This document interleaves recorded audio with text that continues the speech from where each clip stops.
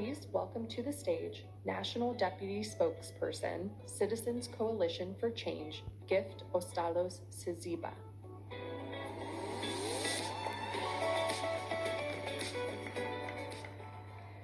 Thank you.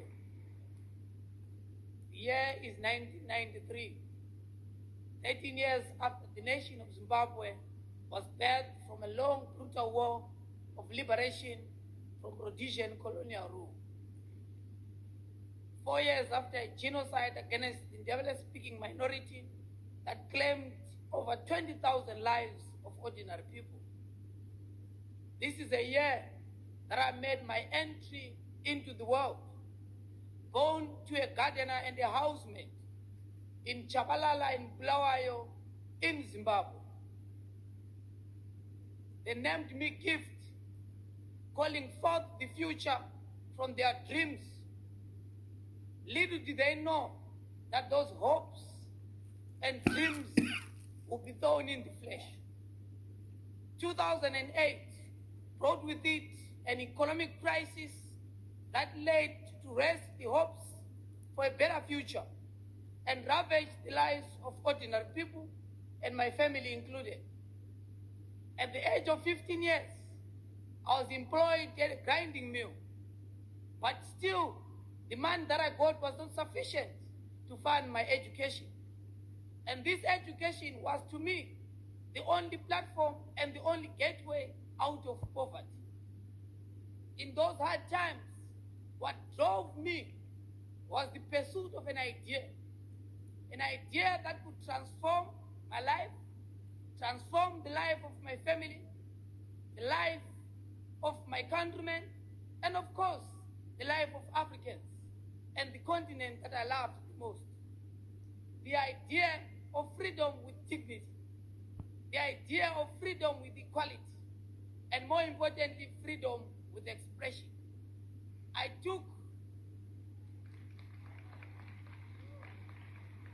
action to bring hope to the life that I believed in. I'd work hard at school, get good grades, and fortunately I was awarded the prestigious Joshua Nkomo Scholarship, which is funded by one of Africa's billionaires, Dr. Strive Masiwa, a man who believes in the value of education and the power of ideas. Decades of experience with naked repression, with poverty, and deplorable inhuman living conditions, and a failed state became the fuel of my journey as an advocate for human rights and democracy. Venturing into the political landscape of my country in a world and a situation where I was constantly having to battle with those that believe that age defies our ability to lead and the capabilities of being a leader, has been oftentimes been discouraging and a difficult journey. I decided nonetheless that despite my youth, I would build from my abilities, from my knowledge and convictions, to speak truth to power. I would use the power of ideas and the beauty of language to speak for and on behalf of the oppressed people of Africa and the world. That if we use our voice, we can find our power. And with our power, I've no doubt that we can change the world.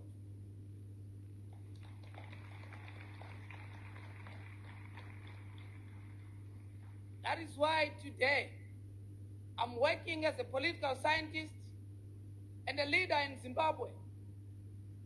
In the democratic movement, the Citizens Coalition is led by President African Nelson Chamisa.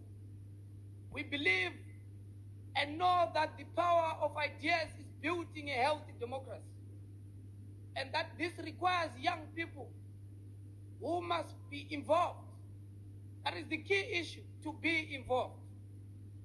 I know that is in this journey I'm not alone.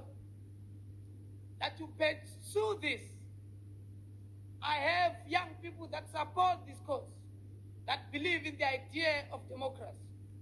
The struggle is long, hard, but we will not capitulate into despair, because we are inspired by those who have walked before us, those who have held the beacon of audacious hope high in the sky. In 2009, a man many considered too young to run was sworn in as the 44th President of the United States of America. President Obama is an inspiration to many young Africans, and myself included. His political campaign and his time in office were built on the promise of a democracy where equality and opportunity and equality before the law, built on the ideals of self-government and individual freedom.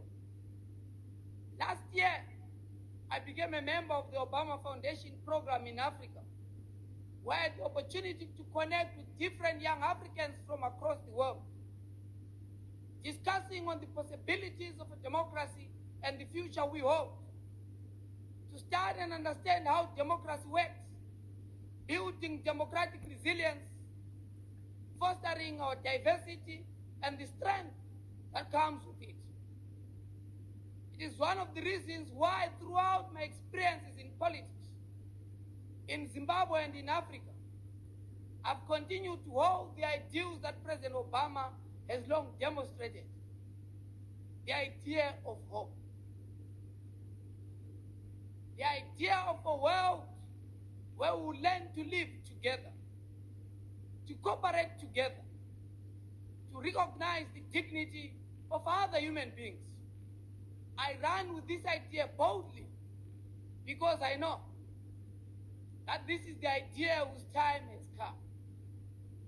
And you know, fellow world citizens, that nothing and nobody can stop the idea whose time has come. I'm honored to welcome on stage President Barack Obama.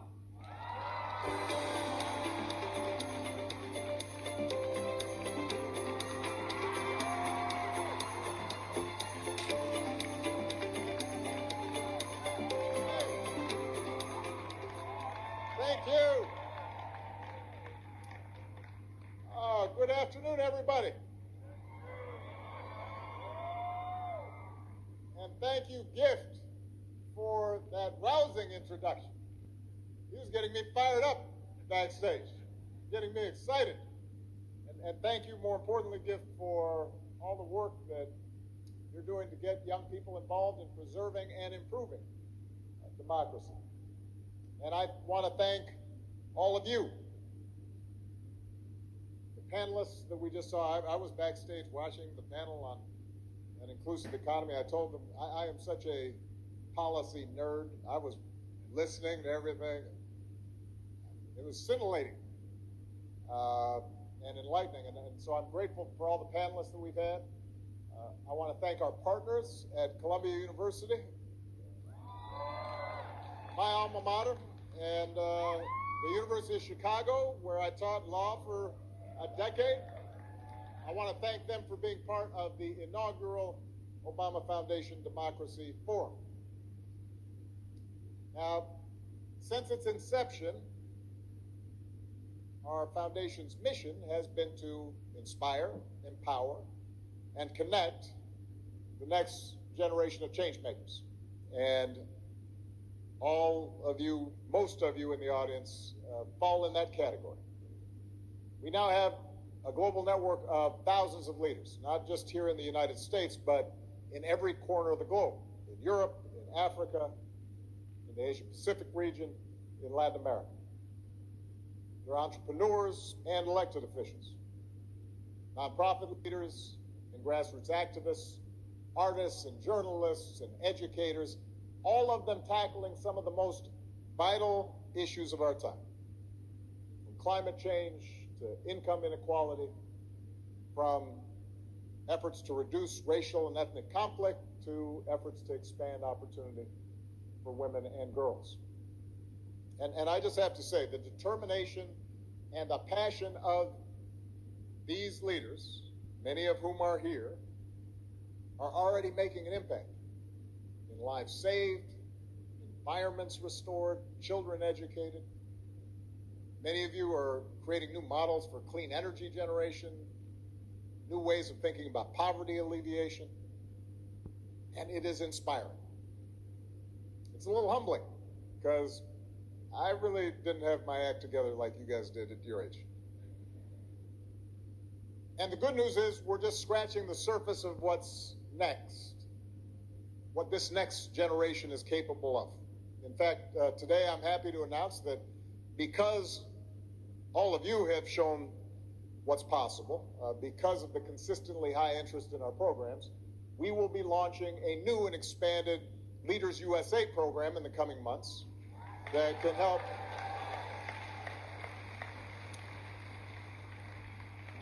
more young people put their idealism to work.